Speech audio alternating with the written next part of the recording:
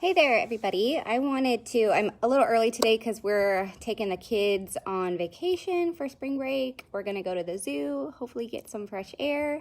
I hope you guys are enjoying your start to spring break. So I want to talk today about confidence. And confidence is, if you have a weight loss goal, these things often go hand in hand, right? We set a weight loss goal believing that this feeling of confidence is something that we'll achieve if we can just reach our goal, right? And so we aim to have this, to be more confident by achieving our weight loss goal. The thing is, and we've talked about this before, confidence is a feeling. And so feelings are created by the thoughts that you're having. And so often when we have this goal of confidence, we set this goal of weight loss, right? And so we believe that by achieving this goal, we will gain this feeling. But the problem is that this is external, right? It's an external goal. And so think about it this way. Have you ever lost weight before? Have you ever seen those changes once you've started making changes? You probably have, right? But if you're doing it in a way where you're super restrictive and you're super self-critical, then the thoughts that you're having about yourself are not helping you to build confidence, right? And so if you're like me, it didn't matter if I achieved my goal. It didn't matter if I saw progress. I still wasn't doing enough. It wasn't fast enough. I just came up with reasons that it still wasn't good enough, even though I was reaching my goal, right? Because I did not feel confident at the end of that. So another way that we try to create this confidence is we look for it from others, right? We look for this external validation. So we feel more confident when people are complimenting us on our weight loss, when people are noticing. But when people are not noticing, then we do not feel the same feeling, right?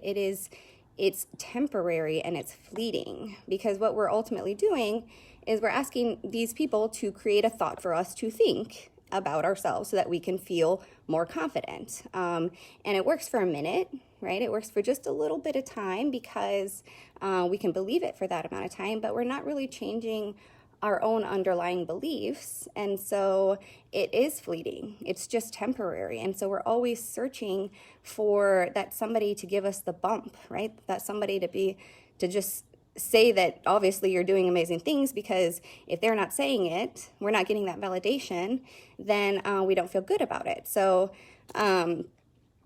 if we want to really develop confidence, then one of the ways that you can start, you can look back at the things that you've accomplished. That can be a starting point for you, but again, it's external. So if you want to really dive deeper, I think that you have to expand your idea of what confidence really is. And it doesn't just come because you have achieved, right? Think about people that do amazing things for the first time. If they didn't have the confidence to try and do that, then they never would have, right? It doesn't have to come after the achievement.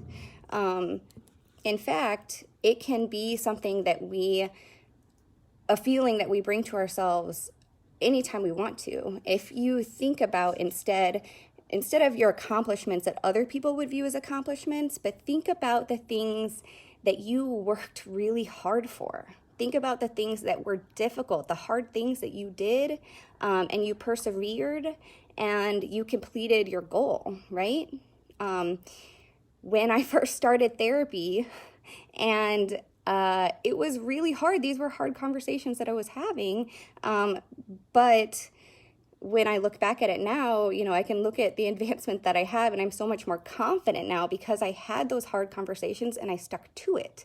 So it was more about this belief that I had that I was capable of doing the hard things.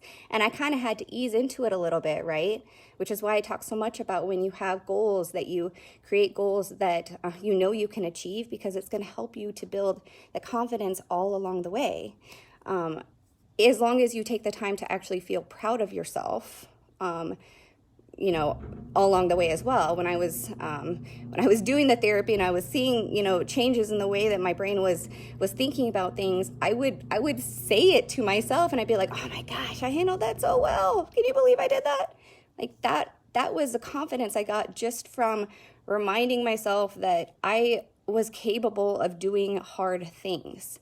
And so if you can reflect on that, then you will start to feel that feeling of confidence creep in more and more, and you will be more and more capable. And so I hope that gives you a little bit of insight on how to create confidence today. You do not have to wait until you reach your weight loss goal. You don't have to wait until you finish school. You don't have to wait until anything to start creating that feeling, because you are capable of hard things. You have already done them.